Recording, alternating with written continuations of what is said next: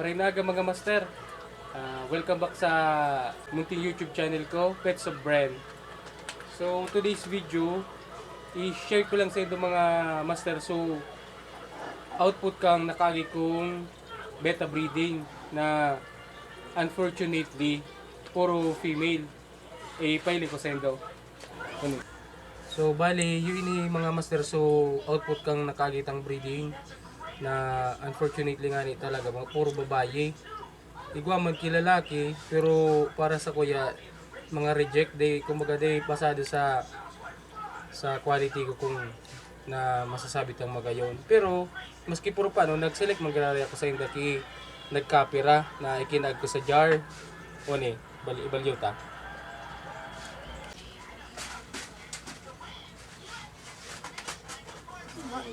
So, uni master, so mga naselect ko, bali yun ini, nga nagkapira man sana.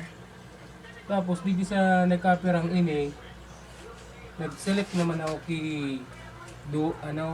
sa hiling ko, pwedeng i-entry sa show, na sa hiling ko, may potential maging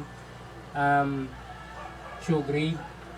So, ang napili ko lang dyan, duduwahin man sana mga master, unisinda, kinagkudig sa beta tank na 6x6x7. So bali yun yung duwa ang napili ko sa sa gabos na sa itong nakaaging batch na ito.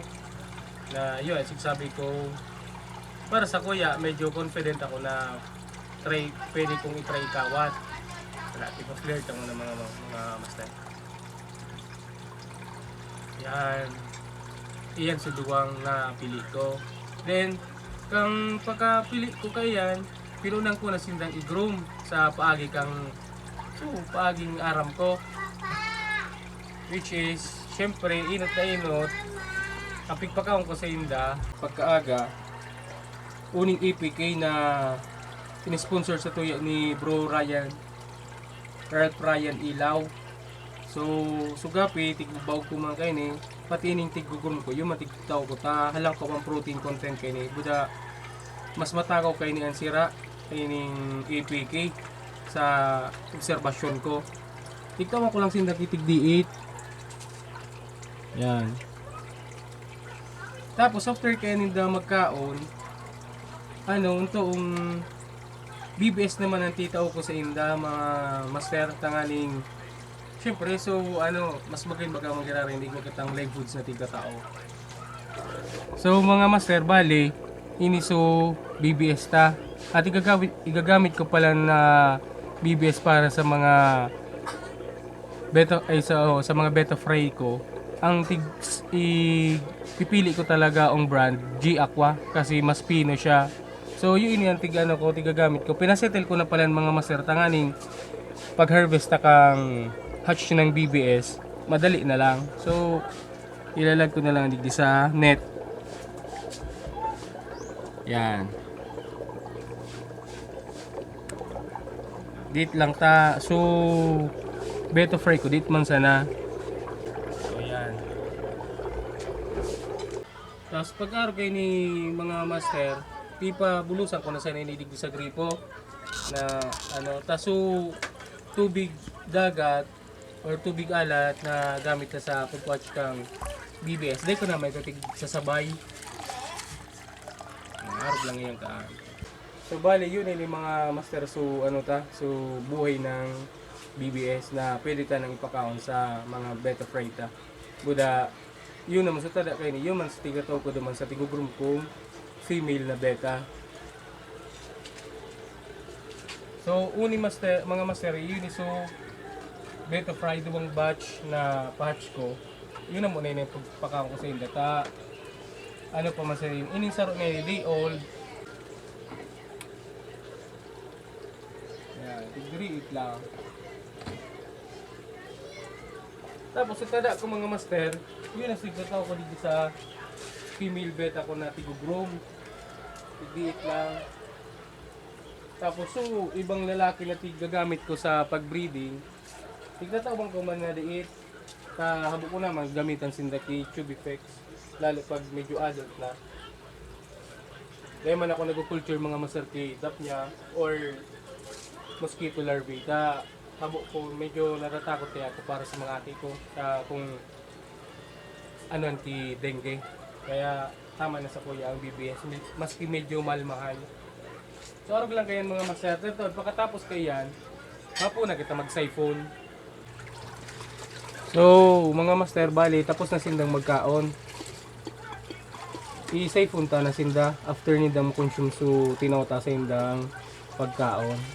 Siphon ta na sa mga leftover, so mga poop ninda, sa mga debris.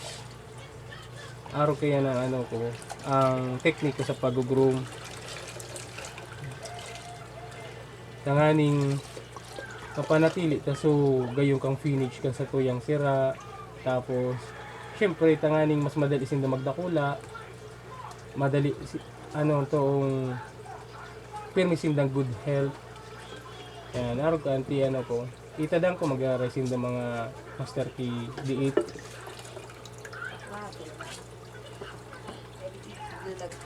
Then after kan mga master, palitan ta na ki bagong tubig which is yung edge water. Kumbaga pinasingaw ng at least 24 hours para dai madali kang chlorine, lalong-lalo na sa tuya na tap water at gagamit kong tubig. So kay puan ko talaga sindang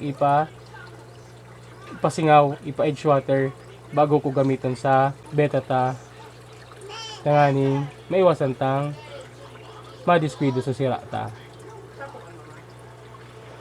Yan. Araw kaya.